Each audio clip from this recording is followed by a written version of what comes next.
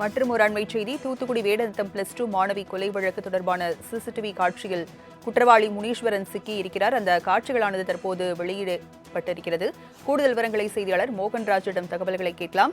மோகன்ராஜ், இந்த போலீசார் எப்படி இந்த விசாரணையை மேற்கொண்டார்கள்? தற்போது இந்த தொடர்பான சிசிடிவி காட்சியும் வெளியாகி இருக்கிறது. விவரங்கள் என்ன?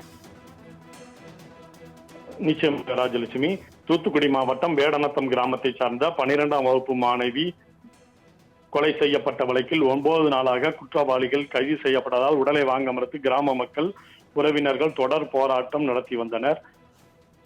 இந்நிலையில் மக்கள் இந்த கொலை சம்பவத்தில் ஈடுபட்ட குற்றவாளிகளை கைது செய்ய வலியுறுத்தி தொடர் சாலை மறியல் போராட்டத்திலும் ஈடுபட்டு வந்தனர்.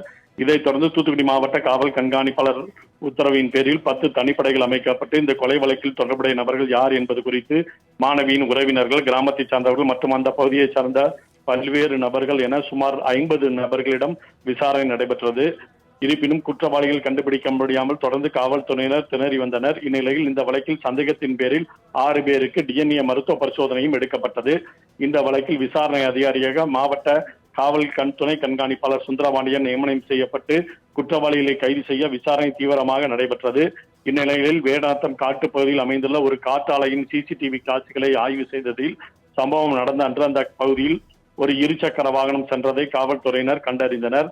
அந்த இருசக்கர வாகனத்தின் நம்பரை சிசிடிவி காட்சிகள் அடிப்படையில் கண்டுபிடித்ததில் அந்த இருசக்கர வாகனம் ராமநாதபுரம் மாவட்டம் பார்த்திபனூர் பகுதியில் இருந்து மர்ம நபரால் திருடி கொண்டு வரப்பட்டது என்பது தெரிய வந்தது.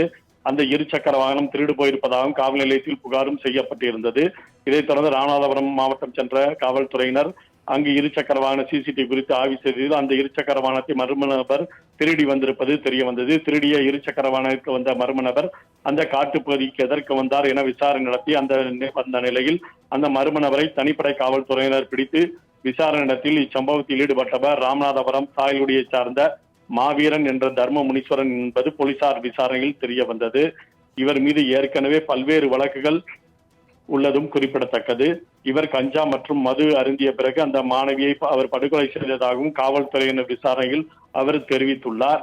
இவர் ஏற்கனவே பாத்தீங்கன்னா தூத்துக்குடி மாவட்டம் கீழா ஈரால் பகுதியை சார்ந்த 65 வயது மூதாட்டி என்பவரையும் இதே போன்று கொலை செய்தது விசாரணையில் தெரிய வந்துள்ளது. ராஜலட்சுமி. மோகன்ராஜ், குற்றவாளி முனீஸ்வரன் மட்டும் இதில் சம்பந்தப்பட்டிருக்கிறாரா அல்லது வேறு யாரேனும் இதில் சம்பந்தப்பட்டிருக்காங்களா? விவரங்கள். கண்டிப்பாக இது குறித்து அவர் முனீஸ்வரனிடம் தொடர்ந்து விசாரணை நடைபெற்று வருகிறது. இந்த விசாரணையின் அடிப்படையில தான் தொடர்ந்து, ஏன்னா அவர் வந்த இருசக்கர வாகனத்தில் அவர் மட்டுமே வந்ததற்கான தடயம் இருப்பதால் அவருடன் வேறு யாரும் வந்திருப்பதற்கான வாய்ப்புகள் இல்லை என்றே கூறப்படுகிறது. அதுவும் கொலை செய்யப்பட்ட சிறுமி சிறு குழந்தையாக இருக்கின்ற காரணத்தினால் இந்த செயலில் அவர் மட்டுமே ஈடுபட்டு இருப்பதற்கான வாய்ப்புகள் தான் அதிகமாக இருப்பதாக கூறப்படுகிறது. ராஜலட்சுமி.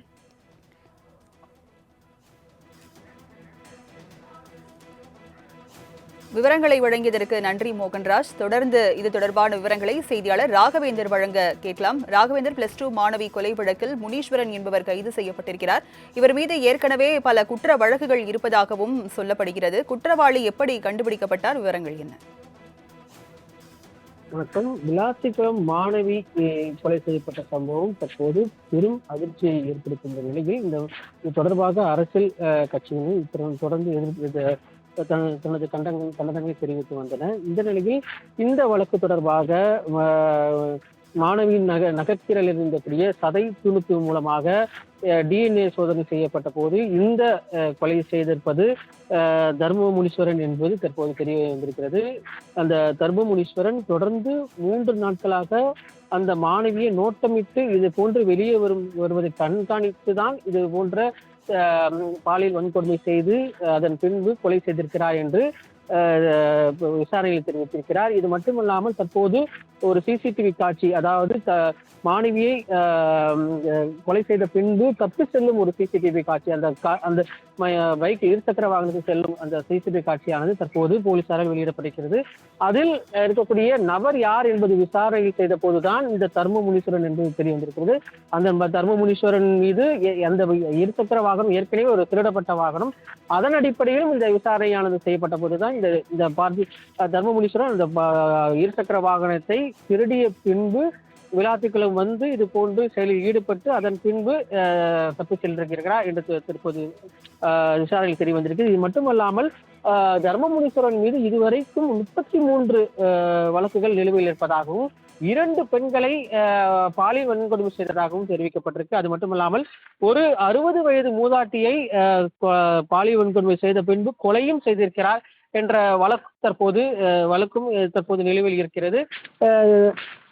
இது போன்ற 33 வழக்குகள் இருந்த நிலையில் தான் எட்டயபுரத்திற்கு எட்டயபுரத்திற்கு காவல் நிலையத்திற்கு கையெழுத்திட வந்த போதுதான் இது போன்ற செயலில் ஈடுபட்டதாகவும் விசாரணையில் தெரிய வந்திருப்பதாக தெரிவிக்கப்பட்டிருக்கு. தற்போது இந்த கொலை சம்பவத்தில் ஈடுபட்டது தர்மமுனீஸ்வரன் மட்டும்தான் என்று போலீசார் விசாரணையில் தற்போது தெரிவித்திருக்கின்றனர். எனினும் இது வேறு யாராவது இருக்கின்றனரா என்ற கோணத்திலும் தற்போது போலீசார் விசாரணை நடத்தி வருகின்றனர். அது மட்டும் இல்லாமல் தற்போது சிசிடிவி காட்சிகள் மற்றும் மாணவியில் இருக்கக்கூடிய நகைக்கீரல் இருக்கக்கூடிய சதை துணுக்கு உள்ளிட்ட பல்வேறு கோணங்கள் விசாரணை செய்த போது இந்த செயலை ஒருவர் மட்டும்தான், அதாவது தர்மமுனீஸ்வரன் மட்டும்தான் செய்திருக்க வாய்ப்பு இருப்பதாகவும் போலீசார் தரப்பில் தெரிவிக்கப்பட்டிருக்கு. எனினும் இந்த வழக்கு பல்வேறு கட்டங்களாக செய்த இந்த நிலையில் 10 தடுப்பணைகள் அமைக்கப்பட்டு தற்போது இந்த தர்மமுனீஸ்வரன் கைது செய்யப்பட்டிருப்பது பெரும் பரபரப்பை ஏற்படுத்தியிருக்கிறது. ராஜலட்சுமி, விவரங்களை வழங்கியதற்கு நன்றி ராகவேந்தர்.